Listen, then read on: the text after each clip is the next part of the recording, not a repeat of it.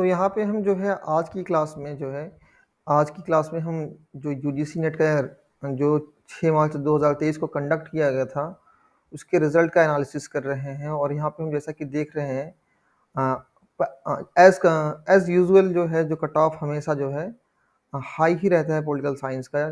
JRF के लिए जो है जनरल कैटेगरी में 99.59 जो है आप देख सकते हैं कि यहाँ पे कट ऑफ गया हुआ है जेआरएफ के लिए, और नेट के लिए जो कट ऑफ गया है वो 96.95 गया है।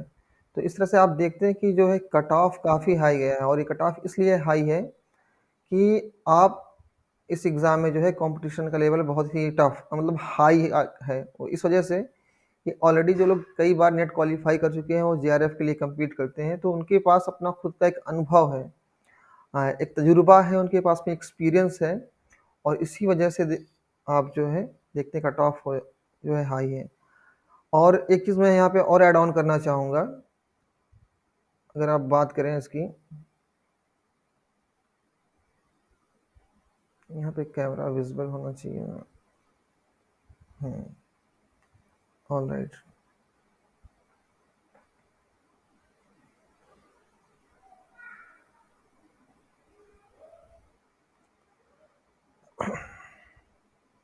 यहाँ पे कट ऑफ की हम बात कर रहे हैं, यहाँ पे कट ऑफ का एनालिसिस कर रहे हैं। नेट और जेआरएफ जो लोग नेट के लिए क्वालिफाई करते हैं और जो लोग जेआरएफ के लिए क्वालिफाई करते हैं, जेआरएफ वही लोग देखिए, आप अपनी मेहनत से अपने हार्डवर्क से नेट को क्वालिफाई कर लेंगे, लेकिन आपको अगर जेआरएफ तक पहुंचना है, आपको जो है 25 लाख रुपीज़ आपको जो है यूजीसी से लेने हैं अपनी रिसर्च के लिए, तो उसके लिए जो है आपको जो है प्रैक्टिस सेट जो है वो सॉल्व करने पड़ेंगे। और यहाँ इस बार मैंने जो नोटिस किया, जो हमारे स्टूडेंट्स ने मिस्टेक की है, सबने नहीं किया है, कुछ ने नेट के लिए क्वालिफाई किया है, एक ने जेआरएफ के लिए भी क्वालिफाई किया है। तो उसमें ये है कि आपने क्या करना है, आप जितना फोकस जो है या जितना टाइम आप पेपर 2 को देते हैं, उतना ही आपको टाइम जो है पेपर 1 के लिए देना है। बहुत से लोगों ने जो है पॉल साइंस के पेपर में बहुत अच्छी उनकी परफॉर्मेंस रही है, और हम देखें जो क्वेश्चन पेपर आया था, हालांकि क्वेश्चन इतना इजी भी नहीं था। क्वेश्चन की अगर हम बात करें यहाँ पे, एक मिनट, अगर हम क्वेश्चन की बात करें यहाँ पे डाउनलोड सेक्शन में मैंने क्वेश्चन पेपर रखा हुआ है, इस बार जो पेपर कंडक्ट किया गया है। और अभी आप देखें कल जो हमने पब्लिक ऐड के क्वेश्चन कराए हैं आप सभी लोगों को, तो देखें कि हम किस तरह से चीज़ों को लेकर के चल रहे हैं। और बुक का हमेशा एक इम्पॉर्टेंट रोल रहा है, हमेशा बुक से 4 से 5 क्वेश्चन हमेशा एग्ज़ाम में रहे हैं। तो जब तक आप एक होलिस्टिक अप्रोच नहीं अपनाएंगे और हर एक चीज़ों को पे फोकस नहीं करेंगे, हर एक चीज़ का मतलब क्या कि आपको पेपर 1 और पेपर 2 दोनों पे फोकस करना है। मैं थोड़ा सा गला बैठा हुआ है आज, तो सारी चीज़ें आपको लेके चलनी है। आपको रिसर्च मेथडोलॉजी भी पढ़नी है, आपको कम्युनिकेशन भी पढ़ना है, आपको हायर एजुकेशन भी पढ़ना है, और आपको अल्टीमेटली करना ही पड़ेगा। पेपर 1 को भी टाइम देना पड़ेगा, उसमें जो रिसर्च एप्टीट्यूड है, कम्युनिकेशन है, हायर एजुकेशन है, रीजनिंग का जो सेक्शन है, कंप्रीहेंशन। और कंप्रीहेंशन की आप बात करें तो आप देखें यूजीसी नेट के एग्जामिनेशन में भी जो पेपर 2 है उसमें भी कंप्रीहेंशन से क्वेश्चन आ रहे हैं, आपको पैराग्राफ दे दिए जा रहे हैं, और उसमें से आपको जो है क्वेश्चन को जो है पढ़ करके जो उसके आंसर देने हैं। तो इस तरह से हम देखते हैं कि कंप्रीहेंशन से लगभग अगर पेपर 1 और पेपर 2 दोनों को मिला के अगर हम देखें, तो यहाँ से 10 क्वेश्चन आ रहे हैं, और 10 में अगर आप जो है आपकी जो है कंप्रीहेंशन स्किल बेहतर है और कंप्रीहेंशन के क्वेश्चन आप अच्छे से कर ले रहे हैं, तो 10 क्वेश्चन में 8 क्वेश्चन कहीं नहीं गए हैं, आप उसको अटेम्प्ट कर ही सकते हैं। और पेपर 1 में जो है जो नॉन न्यूमेरिकल पोर्शन है उसका, जहाँ पे रिसर्च आप पढ़ते हैं, टीचिंग एप्टीट्यूड पढ़ते हैं, और उसके बाद कम्युनिकेशन जो आईसीटी पढ़ते हैं आप, इंफॉर्मेशन एंड कम्युनिकेशन के बारे में आप पढ़ते हैं वहाँ पे। तो ये सब जो सेक्शन है, कंप्यूटर से क्वेश्चन होते हैं, ये सब इजी क्वेश्चन हैं। अगर आप चाहें तो यहाँ से क्वेश्चन, और एट लीस्ट अगर आप जेआरएफ के लिए सोचते हैं कि जेआरएफ के लिए अटेम्प्ट करना सोचते हैं, चाहते हैं कि जेआरएफ के लिए क्वालिफाई करें आप, तो आपको एट लीस्ट 35 क्वेश्चन तो अटेम्प्ट करने ही करने पड़ेंगे आपको। आउट ऑफ 50 आपको 35 क्वेश्चन करने पड़ेंगे, और वो भी आप देखें, आप जो है न्यूमेरिकल क्वेश्चन, चूंकि उसमें देखिए इजी भी हैं और टफ भी हैं। उसमें क्या है, इजी इन द सेंस कि अगर आप को जो है डाटा इंटरप्रिटेशन ठीक से आता है तो उसमें आपको पूरे मार्क्स मिल जाएंगे, ठीक है ना, उसमें ऐसा नहीं है। लेकिन ये है कि जो नॉन वर्बल रीजनिंग वगैरह है, उसके लिए आपको अलग से पढ़ने की ज़रूरत है, और अगर आप नहीं करेंगे तो फिर बहुत मुश्किल है कि आप नेट के लिए भी क्वालिफाई कर सकें। और आप देखें जो पेपर का लेवल है, डे बाय डे जो है वो टफ होता जा रहा है, ईयर बाय ईयर। अब देखिए मतलब प्रत्येक वर्ष जो है ये जो पेपर का स्तर है जो है ये ऊंचा जा रहा है, ये ऊपर उठ रहा है, और आपके पास कोई और विकल्प नहीं है। ये जो एग्ज़ाम है ये वनडे मैच नहीं है, ये जो है ये टेस्ट मैच है, ये मैराथन है। इसमें आपको बहुत पेशेंस की ज़रूरत है, और आप देखें इसमें ऑल इंडिया लेवल के जो स्टूडेंट्स हैं वो पार्टिसिपेट करते हैं। तो मैंने जैसे आपको बताया भी होगा, और जो आपने मेरे साइड से एडवर्टीजमेंट देखा होगा कि पेपर 1 के लिए भी मैं पढ़ाऊंगा आपको। हालांकि मैंने एक इंस्टीट्यूट ज्वाइन कर लिया है तो शायद मैं पेपर 1 ना पढ़ाऊँ, पेपर 1 के लिए आपको मतलब कुछ और देखना पड़ेगा। लेकिन बीच बीच में हम जो है संडे को जो है क्लासेस रख लिया करेंगे, और पेपर 1 के लिए आपको अलग से कोई फ़ी नहीं देनी है। आप सिर्फ जो है पेपर 2 के लिए ऑप्ट करें, जो हमारा क्रैश कोर्स है या फुल कोर्स है उसको ऑप्ट करें।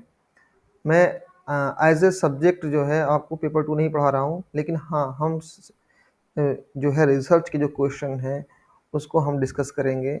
रिसर्च मेथडोलॉजी क्या चीज़ है, रिव्यू ऑफ लिटरेचर क्या है, सैम्पलिंग क्या चीज़ें हैं, ये सारी चीज़ें हम डिस्कस करेंगे संडे में। तो मैं आपको ओवरऑल फर्स्ट पेपर का एक हिंट दे दूँगा कि आपको कैसे पढ़ना है और क्या पढ़ना है, कहाँ से पढ़ना है। और इसके लिए मैं आपको नोट मतलब कह सकते हैं कि जो कुछ बुक्स हैं उसको मैं आपको प्रोवाइड कर दूँगा, चाहे वो हिंदी मीडियम के स्टूडेंट्स हों, चाहे वो इंग्लिश मीडियम के हों। कुछ क्वेश्चन देखिए ईज़ी क्वेश्चन है, जैसे 4P जो है जो, हाँ, जो संगठन के जो कह सकते हैं बेस हैं, यहाँ से क्वेश्चन कई बार पूछा गया। और ये मैंने जो आपको नोट्स प्रोवाइड किया था उसमें आप देखें तो मेरे मुश्किल से आपको 30-35 पेज का जो है, और उसमें बल्कि उससे कम का ही रहा होगा, मतलब 15-20 पेज का नोट्स था, और उसमें ये क्वेश्चन था 4P का जो पब्लिक एड का क्वेश्चन है। और वैसे भी अभी हम पब्लिक एड को कवर कर रहे हैं, और अभी आप देखें ये यहाँ पे स्क्रीन पे देख सकते हैं जो अभी हमने नवीन लोक प्रशासन के बारे में डिस्कस किया। तो आपको 2 चीज़ें करनी है। सबसे पहले आपको अपने सिलेबस को कंप्लीट करना है, चाहे वो पेपर 1 का हो, पेपर 2 का हो, सारे 10 यूनिट्स को। आप देखें एग्ज़ाम का ये जो पेपर है इतना डायनामिक है कि हर एक यूनिट से क्वेश्चन आते हैं। तो ऐसा नहीं है कि आप पेपर यूनिट 1 और यूनिट 2 और यूनिट 3 को और फ़ोकस करते हैं आप पॉलिटिकल थियरी और western political thought, Indian political thought, तो इससे आपका काम चल जाएगा। आपको आप यूनिट 9, यूनिट 10 जिसमें आप देखिए जैसे कि अभी हम यहाँ पे क्लास में पब्लिक एड को इन डिटेल डिस्कस कर रहे हैं, और ये सारे क्वेश्चन आप देखें जो स्क्रीन पे आपको यहाँ दिख रहे हैं, वो आपको यहाँ दिख रहे हैं। और मैंने जो यूट्यूब लाइव सेशन किया था ये 2 दिन पहले, दो क्वेश्चन 2-2 घंटे की क्लास है, तो उसमें मैंने 2004 से लेकर के 2023 तक जो ये जो एग्ज़ाम 2023 में कंडक्ट किया था, उस सारे क्वेश्चन का को मैंने उसका मैंने एनालिसिस किया, विश्लेषण किया है। 1 मिनट।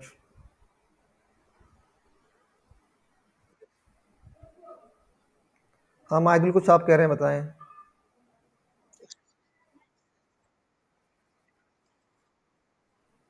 1 मिनट, कोई बात नहीं, नहीं दिख रहा है तो अब आपको हम दिखा रहे हैं। आप लोगों ने तो कट ऑफ तो डाउनलोड किया ही होगा वैसे। ठीक है, अच्छी बात है। थैंक यू माहिदुल और थैंक यू शगुफ्ता। कभी-कभी ऐसा होता है कि आप एक फ्लो में होते हैं और बताना वो मतलब शेयर स्क्रीन को शेयर करना भूल जाते हैं। जो ह्यूमन एरर है, हो जाता है, उसमें कोई बड़ी बात नहीं है। तो आपको ये सारी चीज़ें आपको लेके चलनी है, आपको फ़ोकस करना है, आपको मेंटेन करनी है सारी चीज़ें अपने लेवल पे। अदरवाइज़ आपके लिए बहुत मुश्किल होगा कि आप एग्ज़ाम में सर्वाइव कर पाएँ। और अब आप देखें अभी क्या है कि पहले जो यूनिवर्सिटीज़ में क्या था कि वहाँ पे जो है असिस्टेंट प्रोफ़ेसर बनने के लिए पीएचडी ज़रूरी थी, लेकिन अभी क्या कि पीएचडी भी ज़रूरी नहीं है। तो आप सिर्फ़ अगर नेट क्वालीफ़ाई करते हैं, तो यहाँ से फिर आपके लिए रास्ते खुल जाएँगे, आप जो है कॉलेज या यूनिवर्सिटी में असिस्टेंट प्रोफ़ेसर बन सकते हैं। और यूपी में एग्ज़ाम होने वाले हैं टीजीटी, पीजीटी के और असिस्टेंट प्रोफ़ेसर के। और एमपी में भी फॉर्म आए हुए हैं असिस्टेंट प्रोफ़ेसर के। 28 तारीख लास्ट डेट है। जो नेट के लिए क्वालीफाई हैं वहाँ पे वो अप्लाई कर सकते हैं। तो इस एग्ज़ाम को अगर आप क्वालीफाई करते हैं तो आपके लिए बहुत सी पॉसिबिलिटीज़ खुल जाए, जो है मतलब एक कह सकते हैं बहुत सी सारी संभावनाएँ बन जाएँगी। जो कह सकते हैं कि आप वैसे भी किसी भी कॉलेज में जो है एडॉक पैनल में आप इनलिस्ट कर सकते हैं अपने आप को। तो ये सब सारी चीज़ें आपको देखनी पड़ेंगी और आपको एक होलिस्टिक अप्रोच जो है अपनाना पड़ेगा, जिसमें वो सारी चीज़ें कवर हों। और हमारा यहाँ पे एज ए मेंटर मेरी ये रिस्पॉन्सिबिलिटी है कि मैं आपको सारी चीज़ें बताऊँ, सारी बातें, सारे टॉपिक, सारे इश्यूज बताऊँ जो एग्ज़ाम के पॉइंट ऑफ व्यू से इम्पोर्टेंट हैं। और बुक से हमेशा क्वेश्चन रहे हैं एग्ज़ाम में। थोड़ा मेरा गला बैठा हुआ है, आज बोलने में थोड़ी सी प्रॉब्लम हो रही है, आवाज़ उतनी क्लैरिटी के साथ नहीं आ रही है। तो यहाँ पे आप देखें, जितने भी आप देखें, अभी तक आपने क्लास में क्या पढ़ा, जो हमने क्लास पब्लिक ऐड के लिए है उसमें क्या पढ़ा हमने जो है उस क्लास में जो है पब्लिक एडमिनिस्ट्रेशन की जो बेसिक प्रिंसिपल्स हैं, सॉरी प्रिंसिपल नहीं कह सकते हैं, जो बेसिक्स हैं उसकी जो मतलब फाउंडेशन है उस सब्जेक्ट की, कि पब्लिक एडमिनिस्ट्रेशन क्या चीज़ है, उसकी क्या डिफिनेशन है, पब्लिक और प्राइवेट एडमिनिस्ट्रेशन में क्या डिफरेंसेस हैं, उसका नेचर क्या है, इंटीग्रल अप्रोच किसे कहते हैं, जो मैनेजरियल अप्रोच है, मतलब जो व्यापक दृष्टिकोण है, जो संकुचित दृष्टिकोण है, उसके बारे में हमने पढ़ा।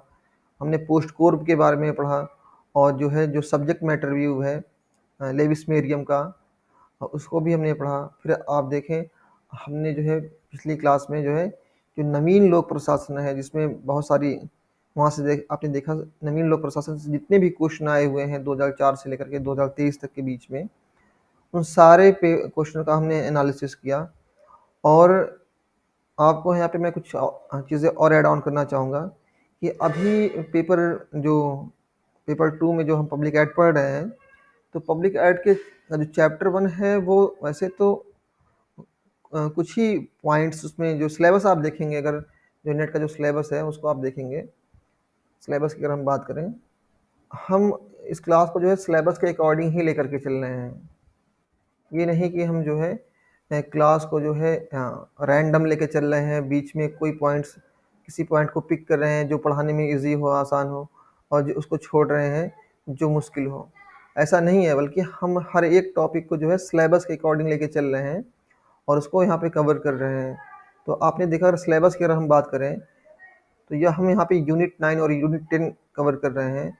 और जो है यूनिट 2 की जो मैं क्लास है मैं यूट्यूब पे ले रहा हूँ, और उसके लेक्चर्स डेली मैं 2 बजे लाइव होता हूँ, तो आप वहाँ से भी पढ़ सकते हैं। तो इससे क्या है कि आपको यहाँ पे पब्लिक ऐड की क्लास मिल रही है, और एट द सेम टाइम आप पेपर यूनिट 2 के लिए जो है वहाँ पे ऑप्ट कर सकते हैं, आप हमारे लाइव लेक्चर्स को देख सकते हैं। और उसके लिए आपको वहाँ पे अलग से फ़ी नहीं सबमिट करनी है। जो हमारा क्रैश कोर्स है उसको जो है इसी में आप क्रैश कोर्स या फुल कोर्स में आप ज्वाइन करके आप उसको ऑप्ट कर सकते हैं। और जहाँ पे मैंने ज्वाइन किया है पाथ एजुकेशन में, तो होपफुली मेरी उनसे बात हुई है। इन केस अगर मान लीजिए कि कोई बात होती है, तो हम आप लोगों को उस क्लास में जो है ऐड ऑन कर लेंगे। जो पाथ एजुकेशन का जो एप्लीकेशन है उसमें आपको जो है एक्सेस मिल जाएगी, और आपको अलग से कोई फ़ी देने की ज़रूरत नहीं पड़ेगी। और हम बीच बीच में जो है पेपर 1 के लिए भी पढ़ाई करते रहेंगे, पेपर 1 को डिस्कस करेंगे। लेकिन एज ए सब्जेक्ट मैं जो है पेपर 1 नहीं पढ़ा रहा हूँ, मैं बस पेपर 2 को पढ़ाऊँगा। और लेकिन ये जो रिसर्च मेथडोलॉजी का सेक्शन है पेपर 1 का, उसको मैं ज़रूर पढ़ाऊँगा आप लोगों को, ताकि आपको एक आइडिया हो और कि एग्ज़ाम में किस तरह के क्वेश्चन आते हैं। तो पब्लिक एडमिनिस्ट्रेशन में जो लोक प्रशासन में हमने लोक प्रशासन की जो मीनिंग है उसका इवोल्यूशन है, हाँ, और पब्लिक और प्राइवेट एडमिनिस्ट्रेशन के बीच में जो डिफरेंसेस हैं वो हमने पढ़ा है। और उसके बाद हमें अभी काफ़ी चीज़ें पढ़नी हैं, जैसे फॉर एग्जांपल इकोलॉजिकल अप्रोच के बारे में अगर बात करें, हम सिस्टम थ्योरी है, डिसीजन मेकिंग थ्योरी है, ये सारी चीज़ें हमको पढ़नी हैं। और अगर क्लासिकल थिंकर्स की बात करें, तो इन थिंकर से हमेशा क्वेश्चन रहे हैं। फॉर एग्जांपल जैसे कि आप देखते हैं मैनेजमेंट बाय ऑब्जेक्टिव, आप यहाँ पे देख रहे हैं ना स्क्रीन पे, मैनेजमेंट बाय ऑब्जेक्टिव। तो ये कॉन्सेप्ट है management by objectives, Peter F Drucker का। तो यहाँ से सीधा क्वेश्चन आया, एग्जाम में पूछा गया था कि मैंने, अगर आप जैसे कि, एक मिनट मुझे क्वेश्चन पेपर को ओपन करने दीजिए। पेपर 2 के लिए तो मैं उस चीज़ के लिए मैं गारंटी ले सकता हूँ, गारंटी इन द सेंस कि मैं वो सारी चीज़ें आपको पढ़ा दूंगा, और सारी चीज़ों के नोट्स जो है आपको हिंदी और इंग्लिश दोनों में प्रोवाइड कर दूंगा, जो आपके लिए एग्ज़ाम के पॉइंट ऑफ व्यू से इम्पोर्टेंट है। कुछ यहाँ से छूटने वाला नहीं। एटलीस्ट पेपर 2 में जो है कोई भी चीज़ें छूटने वाली नहीं है, वो हर एक चीज़ों को हम कवर कर लेंगे। और क्लास में जो नोट्स हैं हम आपको बाइलिंगुअल प्रोवाइड करेंगे।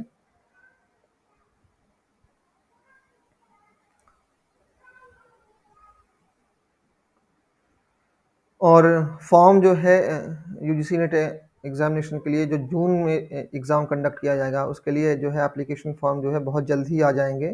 रिज़ल्ट आ गया है और कुछ लोगों ने नेट के लिए क्वालिफाई किया है। जावेद अहमद करके हैं कश्मीर के, उन्होंने जेआरएफ के लिए क्वालिफाई किया है। तो आप लोग भी जो है इस बार जो है अच्छे से तैयारी करें।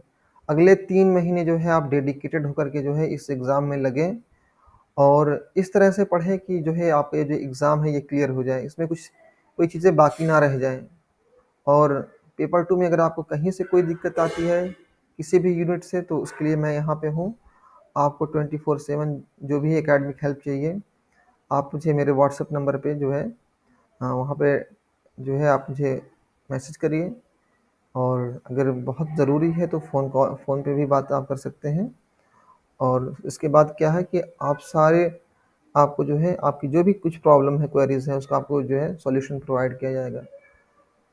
तो हम यहाँ पे जो है एक तरह से कह सकते हैं कि थोड़ा-सा एक हिंट दे रहे हैं आपको कि एग्ज़ाम में क्या-क्या चीज़ें आने वाली हैं और आपको इस बार क्या-क्या चीज़ें हम पढ़ाने वाले हैं।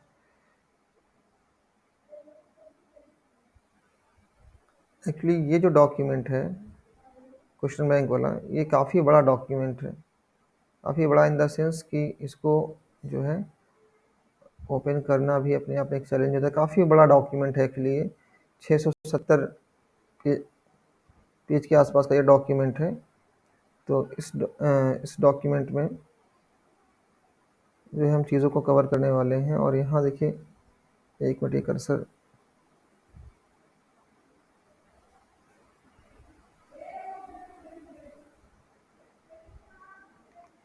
पीटर एफ ड्रकर के बारे में कोई कुछ बताएगा? किसी ने कुछ पढ़ा है क्लास में पहले कभी, या अपने मास्टर्स के दौरान पीटर एफ ड्रकर के बारे में कुछ पढ़ा हो तो बताएं आप।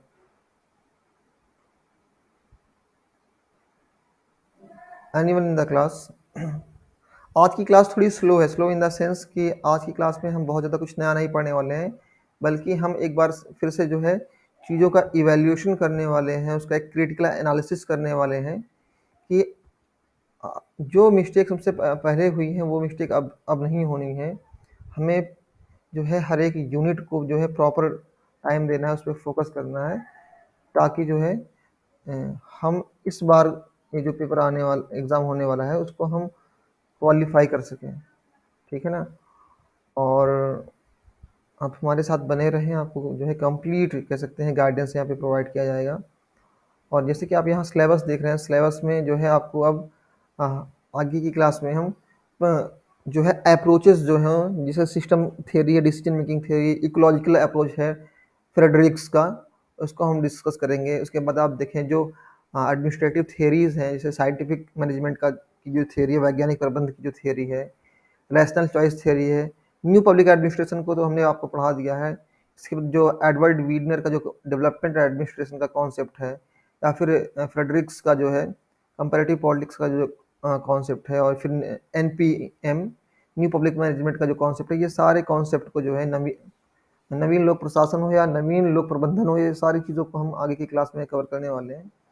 और जो है यहाँ पे एक चीज़ मैंने और ऐड ऑन करना चाहूँगा कि लोक प्रशासन को कुछ, जैसे कि मैंने आपको बताया था कि कुछ जो दार्शनिक हैं, जो लोक प्रशासन को कुछ विज्ञान मानते हैं, कुछ कला मानते हैं और कुछ दर्शन मानते हैं, तो वहाँ से भी क्वेश्चन आए हुए हैं।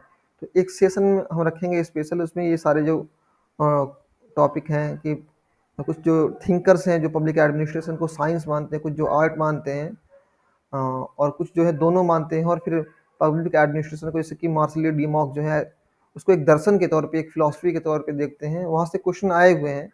तो मैं सोच रहा हूँ कि उस टॉपिक पे भी एक हम क्लास को आने वाली दिनों में, मतलब अब मंडे से जो है हम एक क्लास और रख लेंगे, ताकि जो पेपर 1 में कोई चीज़ मतलब सॉरी, पेपर 1 कह रहा हूँ, पेपर चैप्टर 1 में जो कुछ चीज़ें हैं वो छूटे ना। जैसे कि जो लक्ष्मीकांत की जो बुक है उसमें उस टॉपिक को कवर नहीं किया गया है कि कौन से ऐसे थिंकर्स हैं जो पब्लिक एड को जो है आर्ट या साइंस मानते हैं या फिलॉसफी मानते हैं, उस टॉपिक को नहीं कवर किया गया है।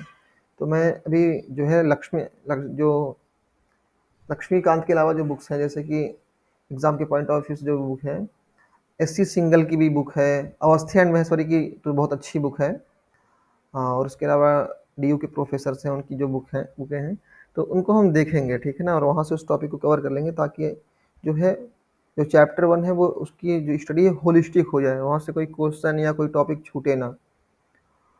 और हमारे लेक्चर यहाँ पे रिकॉर्ड हो रहे हैं, आपको हर एक चीज़ यहाँ पे प्रोवाइड की जाएगी। इनकेस अभी कभी आप किसी वजह से जो है नहीं क्लास को अटेंड कर पा रहे हैं, तो ये जो रिकॉर्डेड सेशन है, जैसा कि आप यहाँ पे देख रहे हैं साइड में रिकॉर्डिंग चल रही है, यहाँ भी और यहाँ भी, तो ये यूट्यूब पे आपको हमेशा उपलब्ध रहेंगी क्लासेस, ठीक है ना? और अभी इनिशियल लेवल पे हम जो है, जो क्लासेस हैं हमारी, इसको हम पब्लिक रख रहे हैं, और उसके पीछे का रीज़न ये है कि थोड़ा सा वॉच टाइम इससे भी जो चैनल का है वो बढ़ जाएगा। लेकिन जैसे ही ये चैप्टर 1 कंप्लीट होगा, जो क्लासेस में जो वीडियोस हैं उसको हम प्राइवेट रखेंगे। जो हमारे पेड स्टूडेंट हैं, जिन्होंने फ़ी को पे सबमिट कर दिया है, उन्हीं को वीडियोस की एक्सेस रहेगी। और वैसे भी इस क्लास को कंडक्ट करने में जो है मेंटली और फिज़िकली बहुत एफ़र्ट डालना पड़ रहा है। और जो पर्सनल इन्वेस्टमेंट है, लाइक चाहे जो ब्रॉडबैंड कनेक्शन हो, टेलीकम्युनिकेशन का जो एक्सपेंसेस हो, इलेक्ट्रिसिटी हो, प्लस मेरे खुद के जो एफ़र्ट लग रहे हैं, तो ये भी चीज़ें मायने रखती हैं, ये फैक्टर्स हैं। तो इन सबको जो है ध्यान में रखते हुए जो है, और हमारी यूट्यूब की जो लाइव क्लास है वो आप डेली उसको 2 बजे आप ज्वाइन कर सकते हैं, मंडे टू फ्राइडे। वहाँ उसके लिए आपको अलग से कोई फ़ी नहीं देनी है। और बात करते हैं कि यहाँ पे आज की क्लास में हम बेसिकली किताबों पे फ़ोकस करने वाले हैं कि कौन-कौन से थिंकर्स हैं, जिनको इंक्लूड करना बहुत ज़रूरी है एग्ज़ाम के पॉइंट ऑफ व्यू से। जैसे कि आपने देखा कि हमें जो है एडमिनिस्ट्रेटिव थ्योरी को पढ़ना है, जो प्रशासनिक सिद्धांत हैं उसको पढ़ना है, और उसमें जो है सबसे पहले हेनरी फेयोल और टेलर, ये 2 थिंकर्स हैं। और इनकी जो किताबें यहाँ पे आप देख रहे हैं, a piece rate system, a piece rate system, shop management, the art of cutting metals, ये तीनों किताबों के नाम जो है पिछले एग्ज़ाम्स में जो है पूछे गए हैं। और इसकी हम आपको पूरी एक लिस्ट प्रोवाइड कर देंगे। ये जो लिस्ट आप यहाँ पे देख रहे हैं, इसकी हम आपको लिस्ट दे देंगे। और आपको जो है, जो थिंकर है उसका नाम, और उसकी जो किताबें हैं उसका, प्लस जो ईयर ऑफ पब्लिकेशन है, जैसे कि आप इस नोट्स इस जो है इस पीडीएफ डॉक्यूमेंट में आप देख सकते हैं कि यहाँ पे हमने जो है थिंकर और उसकी सारी किताबों के नाम, प्लस जो है उसका ईयर ऑफ पब्लिकेशन उस पर इंक्लूड किया है। और यहाँ पे आप देखें, ये जो हेनरी फेयोल की जो बुक है, जनरल एंड इंडस्ट्रियल मैनेजमेंट, यहाँ से क्वेश्चन पूछा गया था, ये 1916 में पब्लिश हुई है। और उसके अलावा जो है आप देखिए मैक्स वेबर की जो बुक है, the theory of social and economic organisation, ये पिछले साल जो है, ये जो यूपी में टीजीटी पीजीटी एग्जामिनेशन हुए थे, यहाँ से क्वेश्चन आए हुए थे। और उसी तरह एग्जाम में कुछ क्वेश्चन पूछा गया था कि papers on the science of administration की जो बुक है, उसको कब लिखा गया था, किस ईयर में वो पब्लिश हुई थी। और ये भी पूछा गया है कि जो पोस्ट कोर्प की जो थियरीज़ हैं, सॉरी, जो थियरी है पोस्ट कोर्प की, उसको किस बुक में जो है मेंशन किया गया है। और इसी तरह जब आप देखें आगे की क्लास में, जब हम मानव संबंध के बारे में बात करेंगे, जो ह्यूमन रिलेशन थियरी है, मानव संबंध सिद्धांत एल्टन मेयो का, तो एल्टन मेयो की किसी भी उन्होंने खुद कोई किताब नहीं लिखी है जिसमें उन्होंने जो है डिस्कस किया हो मानव संबंध सिद्धांत के। जब एल्टन मेयो जो है अपने रिसर्च को जो है कंडक्ट कर रहे थे, हॉथर्न एक्सपेरिमेंट को कंडक्ट कर रहे थे, तो उनके ग्रुप में जो है, कह सकते हैं, रोथलिसबर्गर, डब्ल्यू जे डिक्सन और एल्टन मेयो, ये सारे 3 लोग मिलकर के इस रिसर्च को कंडक्ट कर रहे थे। तो ये जो बुक है मैनेजमेंट एंड द वर्कर्स, जो आप यहाँ पे स्क्रीन पे देख रहे हैं कर्सर के पास में, तो इस बुक में जो है हम कह सकते हैं कि जो हॉथर्न एक्सपेरिमेंट के बाद जो एक थ्योरी डेवलप होती है, उसको हम कहते हैं ह्यूमन रिलेशन थ्योरी। इसी बुक में जो है इस सिद्धांत को, ह्यूमन रिलेशन थ्योरी को मेंशन किया गया है। और चेस्टर बर्नार्ड, आप देखें, जब आप जो है इवोल्यूशन ऑफ पब्लिक एडमिनिस्ट्रेशन के बारे में पढ़ रहे थे, तो कुछ किताबें आपने जो पढ़ी और उसमें देखा कि मतलब किस पर्टिकुलर बुक का क्या कंट्रीब्यूशन रहा है। फॉर एग्जांपल, जैसे कि हम देखें, हमने पिछली क्लास में डिस्कस किया था कि an introduction to the study of public administration, ये जो एल डी वाइट की जो बुक है, जो 1926 में पब्लिश हुई थी, ये लोक प्रशासन की पहली पुस्तक है। और नवीन लोक प्रशासन की जो पहली पुस्तक है, जो पहली बुक है, वो कौन सी बुक है? टूवर्ड्स मिन्नो ब्रुक, ऐसे जो आप देखें फ्रैंक मैरनी की जो बुक है मिन्नो बुक पर्सपेक्टिव के ऊपर में, वो बुक है। तो जो नवीन लोक प्रशासन की जो पहली बुक है जिसको फ्रैंक मैरनी ने लिखा है, और जो लोक प्रशासन की जो पहली बुक है जिसको एल डी वाइट ने लिखा है, इसके बीच में आपको कंफ्यूज नहीं होना है, और ऑलरेडी वहाँ से क्वेश्चन पूछे जा चुके हैं। और इसी तरह चेस्टर बर्नार्ड की जो बुक है द फंक्शन ऑफ एग्जीक्यूटिव, यहाँ से कई बार क्वेश्चन पूछे गए हैं। हर्बर्ट साइमन के बारे में देखिए, पिछली क्लास में जो हमारी है, ये दो बुक्स के बारे में हमने डिस्कस किया था। कौन कौन सी? एडमिनिस्ट्रेटिव बिहेवियर जो 1947 में पब्लिश हुई थी, और द प्रोवर्ब्स ऑफ एडमिनिस्ट्रेशन, इस बुक को भी हमने डिस्कस किया था क्लास में। लेकिन अभी मैं पेपर का जो है यूजीसी नेट पेपर का एनालिसिस कर रहा था, तो उसमें मैंने देखा हर्बर्ट साइमन से एक और बुक है, ये जो आप ये जो पूरी लिस्ट देख रहे हैं साइमन की बुक्स की, यहाँ पे जो the science of management decision, इस क्वेश्चन को कोट किया गया था। तो कोई ज़रूरी नहीं है कि जो बुक्स पॉपुलर हैं, जैसे कि प्रोवर्ब्स ऑफ एडमिनिस्ट्रेशन या एडमिनिस्ट्रेटिव बिहेवियर, उसी को पूछा जाए। एग्जामिनर जो है वो हर बार कुछ नया करता है, कुछ उलट फेर करता है, तो इस वजह से जो है आपके पास में एक कंप्लीट लिस्ट होनी चाहिए। और रॉबर्ट डहल के बारे में आप यहाँ पे एक चीज़ मैं और ऐड ऑन करना चाहूँगा। जब आगे की क्लास में, नेक्स्ट क्लास में हम डिस्कस करेंगे लोक प्रशासन को, कौन से ऐसे थिंकर हैं जो साइंस मानते हैं और कौन ऐसे थिंकर हैं जो आर्ट मानते हैं, तो मतलब साइंस नहीं मानते हैं या आर्ट मानते हैं। इसकी फर्क में रॉबर्ट डहल हैं। तो रॉबर्ट डहल की एक बुक है, ये एग्जाम के पॉइंट ऑफ व्यू से इंपॉर्टेंट है और इसको यूजीसी नेट एग्जाम में पूछा गया है, the science of public administration, 3 problems. तो वो 3 बिंदुओं की बात करते हैं, 3 पॉइंट्स की बात करते हैं कि क्यों हम जो है पब्लिक एडमिनिस्ट्रेशन को एक जो है विज्ञान के तौर पे, साइंस के तौर पे क्यों एक्सेप्ट नहीं कर सकते हैं। और उसके पीछे सबसे इम्पोर्टेंट फैक्टर ये है, पहला ये कि उसमें जो है जो ह्यूमन बिहेवियर है, जो ह्यूमन एलिमेंट है। एक मिनट, लैपटॉप को चार्जर से कनेक्ट करना पड़ेगा, अदरवाइज ये बंद हो जाएगा।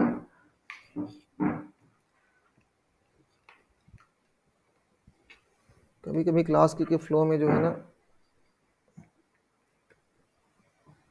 ऑलराइट गाइस, तो हम बात कर रहे थे the science of public administration 3 problems की। तो इस बुक में जो है रॉबर्ट डहल ने कहा कि पब्लिक एडमिनिस्ट्रेशन साइंस नहीं हो सकता। क्यों नहीं हो सकता?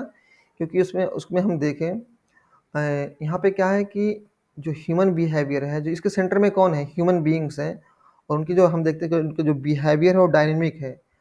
हर बार जो है, आप फॉर एग्जांपल आप देखें, अगर ह्यूमन बिहेवियर का एनालिसिस करें, तो आप देखें जो ह्यूमन बिहेवियर है वो डायनेमिक है, वो कांस्टेंट नहीं है, उसमें स्टैग्नेशन या ठहराव नाम की कोई चीज़ नहीं है। वो हमेशा जो है बदलता रहता है।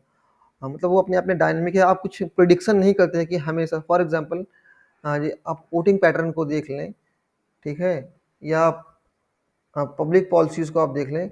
कोई ज़रूरी नहीं कि फॉर एग्जांपल कोई भी गवर्नमेंट हो, भले ही किसी वुमेन एम्पावरमेंट के लिए कोई कानून बनाती हो, आपने सिस्टम थ्योरी को पढ़ा होगा तो वहाँ देखा होगा कि सिस्टम थ्योरी में जो है, जो सिस्टम है उसको जो है डेफिनेशन में ब्लैक बॉक्स कहते हैं। क्यों? क्योंकि जो पब्लिक की डिमांड्स हैं, जब गवर्नमेंट उसको प्रोसेस करती है, तो ये क्लियर नहीं कि कौन सी डिमांड्स को जो है गवर्नमेंट एक्सेप्ट करेगी और किसको एक्सेप्ट नहीं करेगी, और उसका जो फिर आउटकम होगा वो क्या होगा, ये आप पहले से तय नहीं कर सकते। तो एक तो ह्यूमन बिहेवियर, ह्यूमन नेचर की बात हो गई।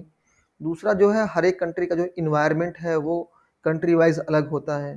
जो पॉलिटिकल सेटिंग्स है वहाँ की, जो फॉर्म्स ऑफ गवर्नमेंट है, जैसे कि हमारे इंडिया में पार्लियामेंट्री सिस्टम है, ब्रिटेन में पार्लियामेंट्री सिस्टम है, वहीं अमेरिका में हम देखते हैं कि जो है प्रेसिडेंशियल सिस्टम है।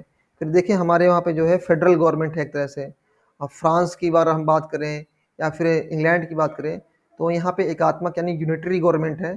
तो ये सब सारी चीज़ें जो है बहुत मायने रखती हैं फॉर जो है, जो पॉलिटिकल सेटिंग है किसी कंट्री की, और वहाँ पे कितने पॉलिटिकल पार्टीज पार्टिसिपेट करती हैं। जैसे वहाँ पे वन पार्टी, सिर्फ एक ही पार्टी कम्पीट करती है, एक ही पार्टी को अलाउ है, या फिर सिर्फ 2 ही पार्टियाँ बेसिकली वहाँ पे जो है कम्पीट करती हैं, या वहाँ पे मल्टी पार्टी सिस्टम है। ये सब चीज़ें जो पॉलिटिकल सेटिंग है वो मायने रखता है। और इसके बाद जो है वैल्यू की जो बात की जाती है कि पॉलिटिकल साइंस जो है, सॉरी पॉलिटिकल साइंस नहीं, पब्लिक एडमिनिस्ट्रेशन जो है वो वैल्यू ओरिएंटेड है, और साइंस में जो है वैल्यूज़ के लिए कोई इतनी, वैल्यूज़ को जो है मतलब वैल्यू के पॉइंट ऑफ व्यू से हम किसी चीज़ को नहीं देख सकते हैं साइंस में।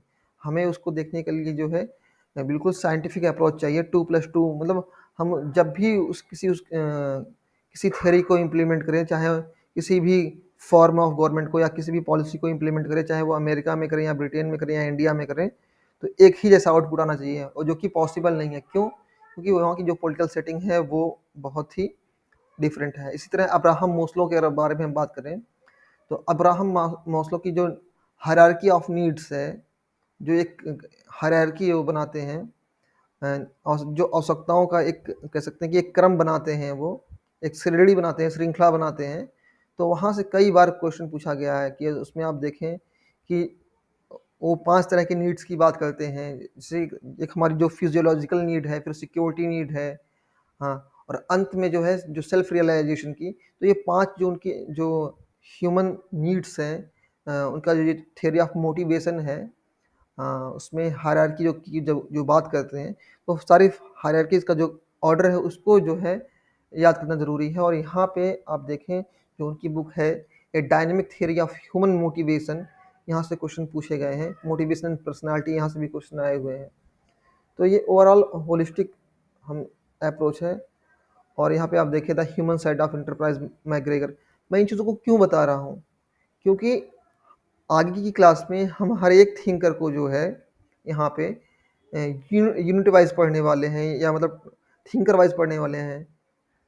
आमतौर पे जो क्लासेस हमारी कंडक्ट की जाती हैं पब्लिक एडमिनिस्ट्रेशन की, वहाँ पे सिर्फ थ्योरीज को पढ़ा दिया जाता है और स्किप कर जाता है। हमारा क्या है कि हम पब्लिक एडमिनिस्ट्रेशन को सिर्फ और सिर्फ कॉन्सेप्ट के तौर पे नहीं पढ़ेंगे, बल्कि उसमें हम जो है पब्लिक एडमिनिस्ट्रेशन को, जितने भी एडमिनिस्ट्रेटिव थिंकर्स हैं, उनकी जो थॉट्स हैं, उनके आइडियाज़ को हम कवर करेंगे। जैसे हम प्लेटो और एरिस्टोटल, हॉब्स के आइडियाज़ को कवर करते हैं कि उनका राज्य के बारे में क्या सोचना है, उनका जस्टिस के बारे में क्या सोचना है, उनका फ्रीडम के बारे में क्या सोचना है, सोशल कॉन्ट्रैक्ट के बारे में क्या सोचना है, ओरिजिन ऑफ स्टेट के बारे में क्या सोचना है।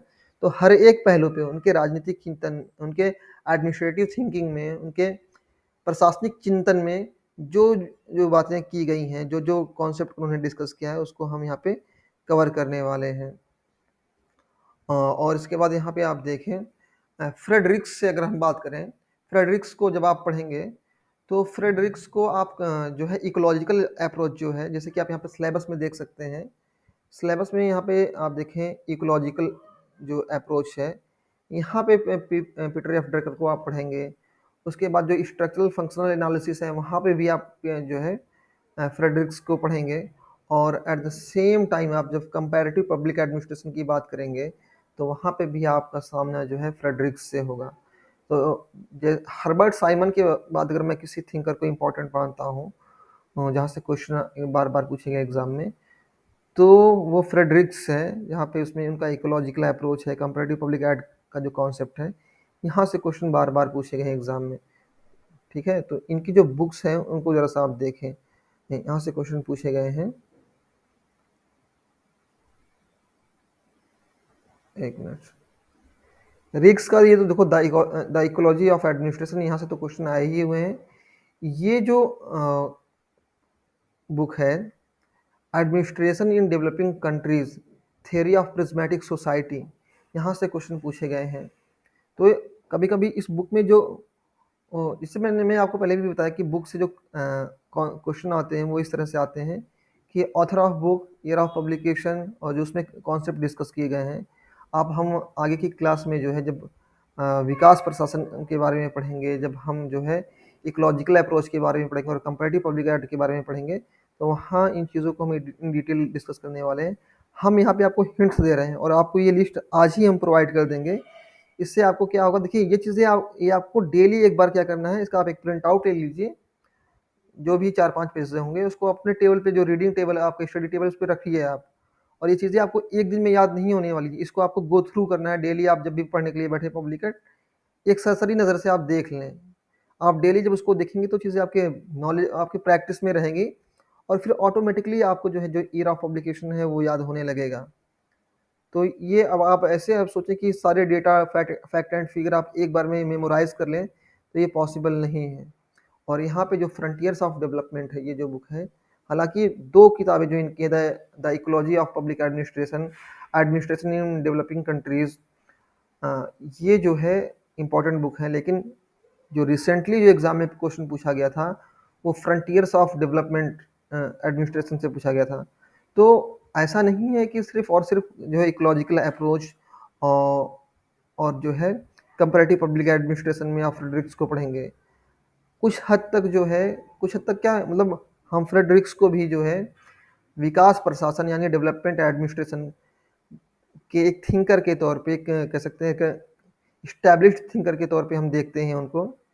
और इसके अलावा अगर हम बात करें स्ट्रक्चरल फंक्शनल अप्रोच की, जब हम बात करेंगे, और ये जो ब्यूरोक्रेट, जब आप मैक्स वेबर को पढ़ेंगे तो मैक्स वेबर ने जो थ्योरी ऑफ जो उनका नौकरशाही का सिद्धांत है, थ्योरी ऑफ ब्यूरोक्रेसी, वो कहते हैं कि ये जो उनका थ्योरी ऑफ ब्यूरोक्रेसी है मैक्स वेबर का, ये पाश्चात्य देशों के लिए, जो वेस्टर्न कंट्रीज हैं उनके लिए जो है फिट बैठता है।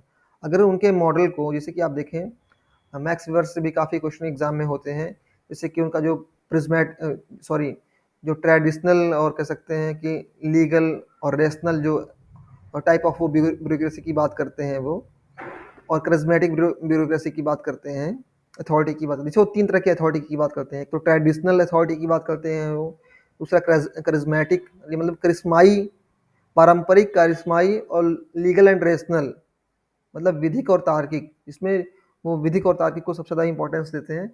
तो इनके मॉडल को ये फ्रेडरिक्स जो है क्रिटिसाइज करते हैं। जैसे कि हमने देखा जो है और भी डिसिप्लिन में हमने देखा कि जब भी कोई थ्योरी प्रपोज की जाती है तो उसके विकल्प में एक थ्योरी जो है प्रपोज की, जैसे फॉर एग्जांपल डेविड ईस्टन ने जो है सिस्टम थ्योरी को प्रपोज किया। तो सिस्टम थ्योरी की जो कमियां थी उसको दूर करने के लिए फिर हम देखते हैं गैब्रियल आलमंड और पावेल ने जो है स्ट्रक्चरल फंक्शनल अप्रोच को जो है एक विकल्प के तौर पे, एक अल्टरनेटिव के तौर पे प्रपोज किया। उन्होंने कहा कि ये जो ईस्टर्न का जो मॉडल है वो वेस्टर्न कंट्रीज में ही एप्लीकेबल है। हम जो है जो वेस्टर्न अप्रोच से, या कह सकते हैं पश्चिमी चश्मे को लगा करके जो है जो जो डेवलपिंग कंट्रीज हैं, जो विकासशील देश हैं, उनके प्रशासन को या उनके कार्य जो उनकी कार्य प्रणाली है उसको नहीं समझ सकते हैं। तो इसी तरह हम इन सब चीज़ों को आगे की क्लास में कवर करने वाले हैं।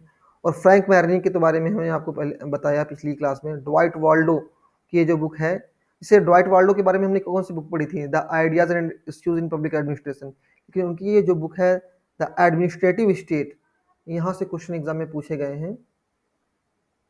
ये डॉक्यूमेंट मेरे ख्याल से यहाँ पे तो खुल जाना चाहिए, ड्रा करके आ जाना चाहिए।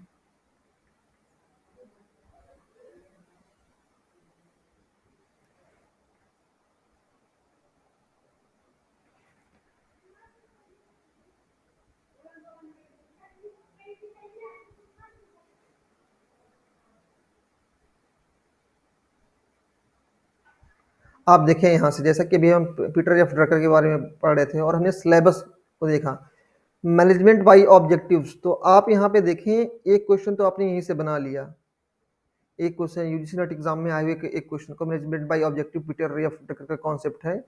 और यहाँ पे इस क्वेश्चन में आप देखें, इस क्वेश्चन की अगर हम बात करें, who said successful management involves management by objectives. तो ये कॉन्सेप्ट आप देखें, मैनेजमेंट बाय ऑब्जेक्टिव्स, ये पीटर एफ ड्रकर का कॉन्सेप्ट है। ये सब चीज़ें हम क्लास में डिस्कस करने वाले हैं। और चूंकि ये मेरे पास में खुद का एक डाटा बेस है जहाँ पे सारे क्वेश्चन का कलेक्शन है, और हम वन टच में जो है सारे क्वेश्चन को जो है सर्च कर सकते हैं। तो आप क्लास में हमसे जुड़े रहें, चीज़ों को सीखें। ये क्वेश्चन 2012 में पूछा गया था, दिसंबर 2012 पेपर 2 में पूछा गया था। देखिए 2017 से पहले यूजीसी नेट का जो एग्ज़ाम था, उसे एग्ज़ाम में 3 पेपर हुआ करते थे। तो कभी कभी आप बीच में 3 पेपर देखेंगे तो उसमें उसको लेकर के आपको कंफ्यूज नहीं होना है कि सर ये तीन तीन पेपर क्यों हैं। ठीक है, आगे की क्लास में हम चीज़ों को और बढ़िया से और अच्छे से कवर करेंगे, हर एक टॉपिक को बेहतरीन तरीके से। तो यहाँ देखिए आपने एक क्वेश्चन को यहाँ पे बना लिया ऐसे ही। और फिर अगले थिंकर की अगर हम बात करें, ड्वाइट वाल्डो का आप एडमिनिस्ट्रेटिव स्टेट याद रखिए। आइडियाज़ एंड इश्यूज़ को तो आपने देख ही लिया, और आपको जो है द एडमिनिस्ट्रेटिव स्टेट बुक का नाम नोट डाउन करना है, इसको जो है कह सकते हैं कि अपने जहन में रखना है। और उसके बाद विंसेंट स्ट्रॉम की जो बुक है द इंटेलेक्चुअल क्राइसिस अमेरिका, ये 2019 में क्वेश्चन ये पूछा गया था, the intellectual crisis in American public administration. 1974 में पब्लिश बुक बुक पब्लिश हुई थी। और आपके सिलेबस की अगर आप बात करें, जब आप ये सेक्शन पढ़ेंगे, कौन सा, न्यू पब्लिक मैनेजमेंट, तो यहाँ पे फिर आप विंसेंट ऑस्ट्रॉम के बारे में आप पढ़ेंगे। थोड़ा मेरा गला आज फंस रहा है, मुझे बोलने में थोड़ी प्रॉब्लम हो रही है, कल रात से काफ़ी कफ भी था मुझे, हालांकि दवा वगैरह ली है मैंने। तो ये चीज़ें हम कवर कर रहे हैं, हर एक, मतलब हम यहाँ पे बिल्कुल जो है, जो सिलेबस इसी को हम स्टिक करेंगे, इसी को फॉलो करेंगे। अगले थिंकर को हम थोड़ा सा देखते हैं। ये तो पॉपुलर थिंकर है, मतलब यहाँ पे जितने भी थिंकर्स आप देख रहे हैं, चाहे वो मैकग्रेगर हो, रेनेसिस लिकर्ट से क्वेश्चन पूछा गया था, उनकी जो बुक है ह्यूमन ऑर्गेनाइजेशन, यहाँ इस बुक को कई बार कोट किया गया है एग्जामिनेशन में, ठीक है। ये तो ट्रेंडी थिंकर्स है, यहाँ से मतलब क्वेश्चन आपको मिलना ही मिलना है। मतलब ये जो लिस्ट आप देख रहे हैं, एक पेज ये और एक पेज ये, आपको मतलब इस 2 पेज से तो आपके एक क्वेश्चन आने ही आने हैं एग्जाम में जो है। चाहे वो हो सकता हो कि कभी थिंकर की बुक को डायरेक्ट कोट कर दे, या उस बुक में जो कॉन्सेप्ट डिस्कस किए गए हैं उसको कोट कर दे। जैसे फॉर एग्जांपल आप देखें, फ्रैंक मैरनी के बारे में आप देखें, तो ये जो उनकी बुक है towards a new public administration, the Minnowbrook perspective, तो इसमें इन्होंने क्या किया था कि जो मिनो बुक कॉन्फ्रेंस हुई थी, उस कॉन्फ्रेंस का जो कंक्लूजन निकला था, जो उसके एम्स तय किए गए थे, जो उसके लक्ष्य तय किए गए थे, उसको उन्होंने सम अप किया था। और पेपर में आप देख भी सकते हैं, यहाँ पे आप देख सकते हैं, ये जो क्वेश्चन पूछा गया है, लेटेस्ट क्वेश्चन है, 2023 में जो पेपर हुआ था 6 मार्च को, यहाँ से क्वेश्चन है। तो यहाँ से कोई क्वेश्चन छूटने वाला नहीं है, ना ही कोई थिंकर। और हमने आपके लिए नोट्स डिज़ाइन किया है, एडमिनिस्ट्रेटिव थिंकर के नाम से एक नोट्स डिज़ाइन किया है यहाँ पे, तो वो भी हम आपको प्रोवाइड करेंगे। एडमिनिस्ट्रेटिव थिंकर,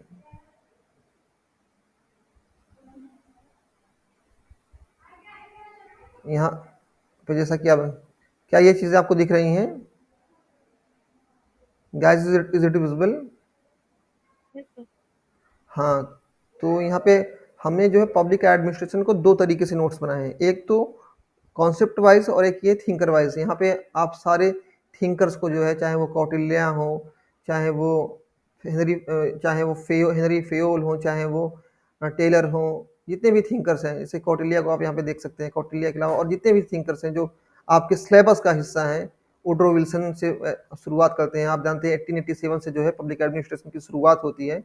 एक डिसिप्लिन के तौर पे जो है पब्लिक एडमिनिस्ट्रेशन को 1887 में जो है इस्टेब्लिश किया जाता है, जो है किसके जरिए से, जो अमेरिका के राष्ट्रपति हैं वुड्रो विल्सन के जरिए से। और उनकी जो बुक थी द स्टडी ऑफ एडमिनिस्ट्रेशन, वहाँ से शुरुआत होती है। और इसके अलावा जो है और जितने भी थिंकर्स हैं, आपको हेनरी फेयोल हो गए, जितने भी थिंकर्स हैं ऑलमोस्ट जो आपके सिलेबस का हिस्सा हैं, उनको आप यहाँ पे पढ़ सकते हैं। तो जिन्होंने फ़ी सबमिट कर दी है ऑलरेडी, मैंने उनको ये नोट्स दे दिए हैं और वो अपनी तैयारी में लगे हुए हैं। और आप बने रहें हमारे साथ में। जैसे कि गैंग प्लान का जो कॉन्सेप्ट है हेनरी फेयोल का, कई बार यहाँ से क्वेश्चन पूछे गए हैं। मैक्स वेबर से मैंने अभी आपको बताया कि जो अथॉरिटी की वो बात करते हैं। और फिर जैसे आप देखें मिस्टर डी गॉर्डने के बारे में, पूरा हमने इसको जो है थिंकर वाइज कवर किया है। तो आप हमारी क्लास में जुड़ें, हमारी क्लास से जुड़ें और नई नई चीज़ों को सीखें। आपको लेक्चर्स आपको यूट्यूब पे भी मिलेगा। और यहाँ क्लास में देखिए, मैं चाहता तो ये जो मैं पर्सनल क्लास कंडक्ट करता हूँ गूगल मीट पे, वो इसलिए कि यहाँ पे क्या कि हम आपसे डायरेक्ट इंटरेक्ट हो सकते हैं। आपने, मैं लाइव सेशन कर रहा हूँ यूट्यूब पे, और वहाँ आपने कोई कमेंट लिखा, मैं नहीं पढ़ पाया किसी वजह से, तो आपके क्वेश्चन का आंसर आपको नहीं मिलेगा। यहाँ क्या है कि आप इंस्टेंटली आप अपने हैंड को रेज़ करिए, आपको कोई डाउट एंड क्वेरीज हो तो पूछ सकते हैं। और हमेशा हम अपने हाउस को ओपन रखते हैं जो है क्वेश्चन आंसर के लिए, हर एक क्लास के बाद में। और जैसा कि मैंने आपको को मालूम है, मेरे क्रैश कोर्स की जो फ़ी है वो 1700 रुपये, और फुल कोर्स की फ़ीस जो है 3500 है। तो दोनों में से आप अपनी कन्वीनियंस के अनुसार ऑप्ट कर सकते हैं। अब ये देखिए रिजल्ट आ गया है, तो अब लोग फिर नए सिरे से जो है लगेंगे। और अभी जिनके रिजल्ट आए हुए हैं, अभी भी वो कुछ दिन सोएंगे, वो नहीं पढ़ेंगे। जब वो इंतज़ार करेंगे कि फॉर्म आएगा, उसके बाद फिलअप करेंगे उसको, फिर तैयारी करेंगे। तो फिर आप 3 महीने में, ये सिलेबस इतना छोटा नहीं है कि आप 3 महीने में इसको आप कवर कर लें। आप अगर डेडिकेटेड हैं और आपकी तैयारी पहले से, तभी आप एग्ज़ाम को कर लेंगे। और आपका जो कंपटीशन है वो किनसे है, जो ऑलरेडी 3 बार 4 बार नेट का एग्ज़ाम क्वालिफाई कर चुके हैं। तो I think guys we are done for today. किसी को कोई डाउट, कोई क्वेरी, चाहे क्लास को लेकर के, फी स्ट्रक्चर को लेकर के, सब्जेक्ट मैटर को लेकर के कोई डाउट, कोई क्वेरी हो तो वो हमसे पूछ सकता है।